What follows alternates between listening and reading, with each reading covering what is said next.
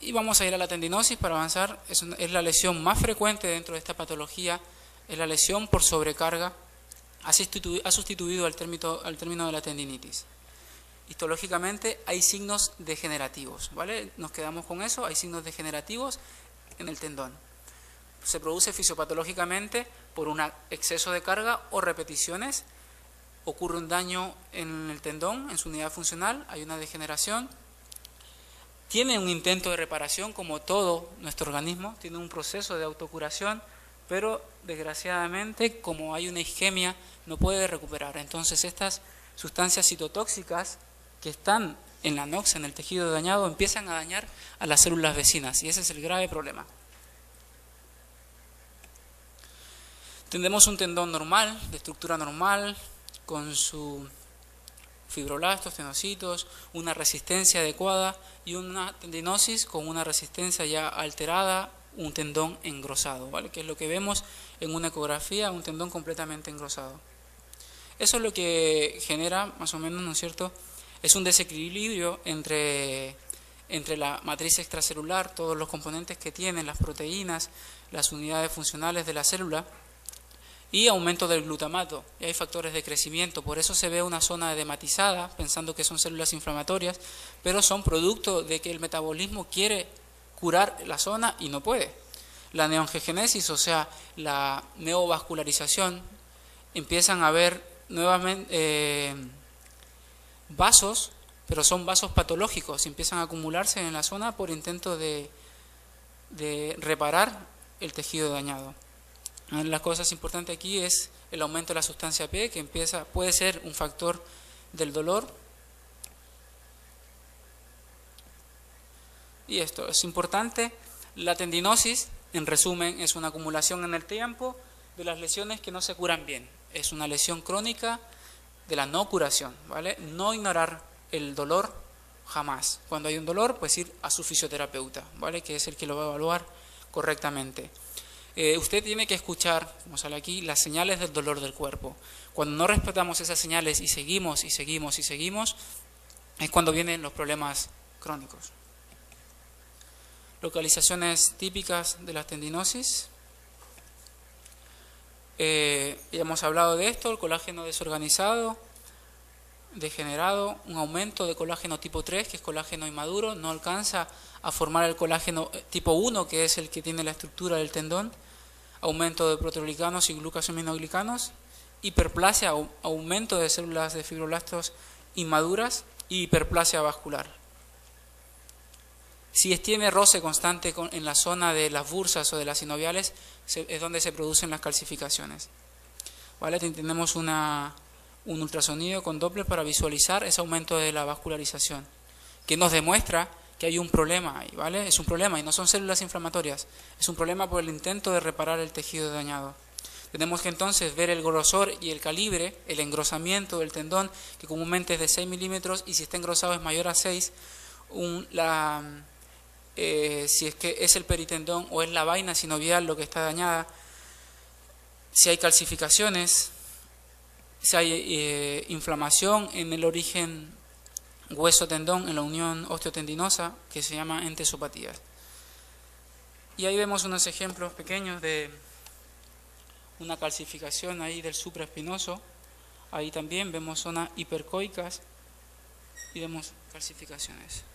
Aquí vemos aumento de la vascularidad, aquí un problema, ¿no es cierto?, en el tendón rotuliano, una tendinosis donde se ve ese engrosamiento y un deterioro fibrilar.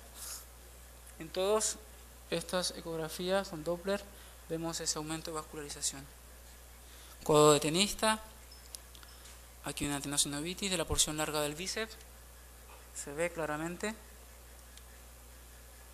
¿Vale? Entonces, es lo que vamos a ir a atacar más adelante. La etiología son factores intrínsecos o factores extrínsecos, hay un montón, ya sabemos, alteraciones biomecánicas, desequilibrios musculares, factores como la sobrecarga, la obesidad, la edad, el género, laxitud, etcétera, etcétera. Vamos a pasar rápidamente. Aquí los factores extrínsecos, las cargas excesivas, ¿no es cierto?, los errores del entrenamiento y los factores medioambientales que también pueden incidir. Aquí tenemos un estudio del año 2006, una comparación entre un trabajo excéntrico, puramente excéntrico, y un trabajo excéntrico más cirugía. Y si te das cuenta, ¿qué nos dice? Que no hubo diferencias entre los dos grupos con respecto a la puntuación visa, ¿vale? A la evaluación del dolor. Entonces, nos deja ahí mucho que pensar. Un estudio del 2005 también, un trabajo de tendinopatía rotuliana, un trabajo excéntrico, dos grupos, se hicieron dos grupos y ambos grupos mejoraron con el trabajo excéntrico. Y uno de los estudios más demostrativos fue el de Kreuzer, isocinéticos excéntricos, en el cual realizaron un control ecográfico antes y después del tratamiento y observaron que las áreas de tendinosis mejoraban el 85% y se normalizaban en el 45%. Por lo tanto, el trabajo excéntrico es un pilar fundamental para esta patología. Aunque realmente se desconoce cuál es el factor que nos ayuda o favorece a todo este proceso de mejora del ejercicio excéntrico, tenemos aquí algunas probables respuestas. Que la carga mecánica acelera el metabolismo del tenocito. El aumento de tensión producida por la contracción excéntrica mejora la producción de colágeno tipo 1. Entonces, en este momento que está proliferando y hay colágeno tipo 3, es donde este ejercicio excéntrico ayuda a que el aumento de fibroblastos empiecen a reorganizarse y modificar de tipo 3 a tipo 1. Simplemente por esta carga mecánica y la contracción que está y el aumento de tensión que genera. Algo importante también son la acomodación por parte de las fibras nerviosas y los niveles de glutamato que pueden hacer que disminuyan los umbrales del dolor. Existe un consenso con diferentes autores que es primordial tratar o llevar un programa de rehabilitación de por lo menos 6 meses, ya que es un proceso degenerativo en el tiempo, también necesitamos tiempo para recuperarlo. ¿Por qué? Porque nosotros, cuando nos encontramos con una patología crónica, con un daño, ahí es donde viene el concepto germicida. Vamos a generar un problema donde vamos a volver a hacer un daño, vamos a crear una etapa antiinflamatoria y las sucesivas etapas proliferativas, regenerativas, remodelativas. Hay estudios que demuestran que los refuerzos u órtesis también vienen bien, como hablaba el doctor Alejandro ayer, un cabestrillo en una zona aguda facilita muchísimo. También la última tecnología, los vendajes neuromusculares o el novedoso vendaje que nos va a mostrar el doctor más adelante. Se ha comprobado entonces que el ejercicio en sobrecarga excéntrica para el tratamiento con las tendinopatías, no solo de Aquiles, ayudan a la mejora. Y esperar y ver qué pasa, simplemente sabemos que ese tendón va a seguir degenerándose y va a terminar rompiéndose. Vamos a avanzar un poco más. El descanso, nunca debemos parar, ¿vale? En este caso, las tendinopatías no se debe parar. Si hay una sobrecarga, como hablábamos, doctora, no es que decir reposo absoluto, ¿no? Sino que un descanso modificado, ¿vale? Un descanso modificado que es un concepto apropiado que se le puede dar a esto. ¿Qué pasa con el retorno al deporte? Hay que tener dos cosas muy claras.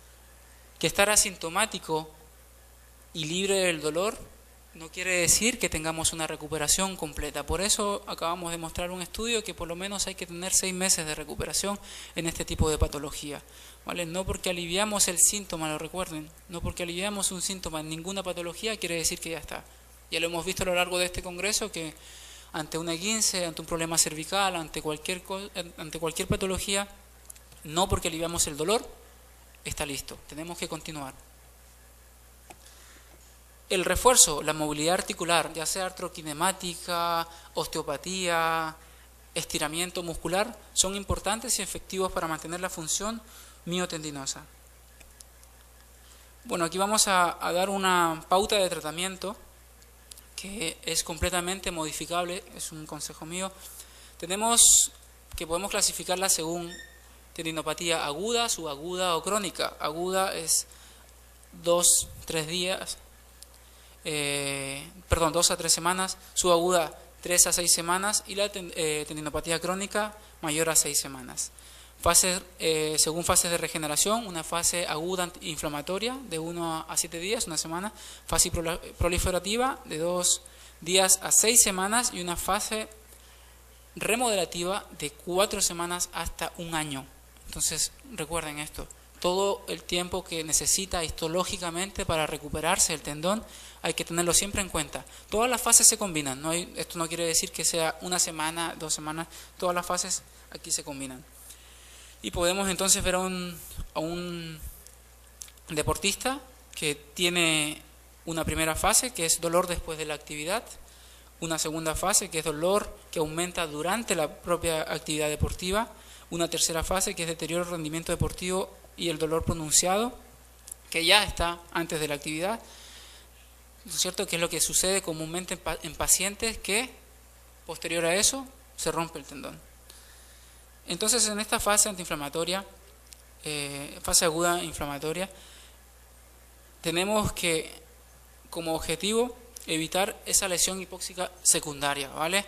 Sabemos que las células dañadas van a mandar sustancias citotóxicas a las células vecinas.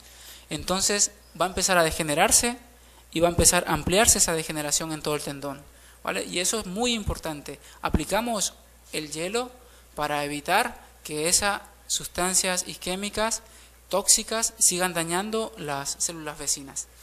Ahí podemos aplicar TENS, puntos gatillos miofaciales, lo que vimos ayer, una liberación miofacial, criocinética con acción anestésica y vasodilatadora.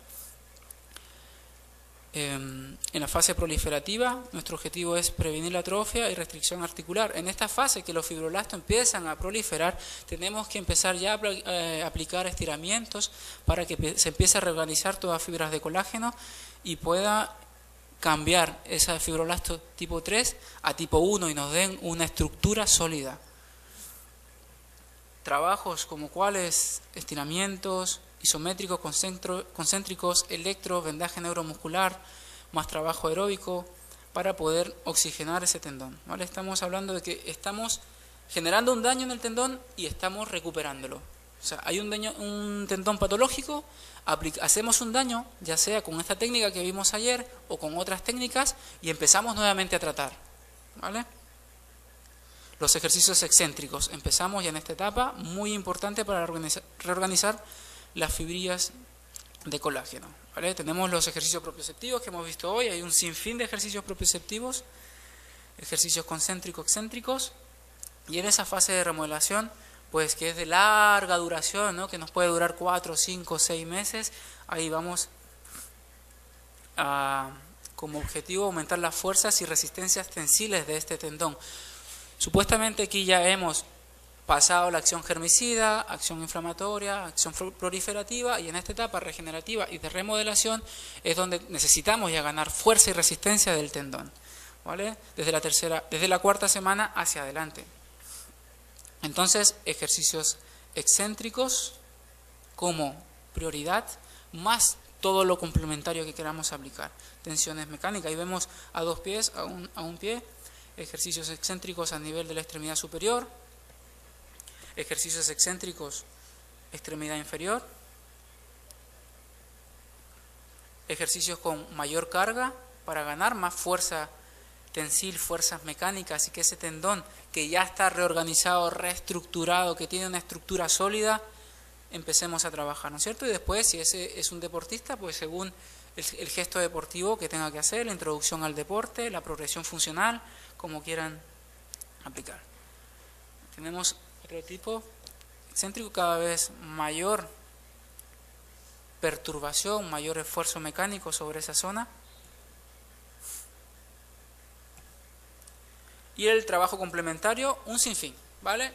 Ultrasonidos, ondas de choque, láser terapia, masaje de Ciriax, corticoides, inyecciones esclerosantes, terapia neural con procaína, células madre, factores de crecimiento y un listado súper grande para poder complementar nuestro tratamiento. Voy a hablarles un poquito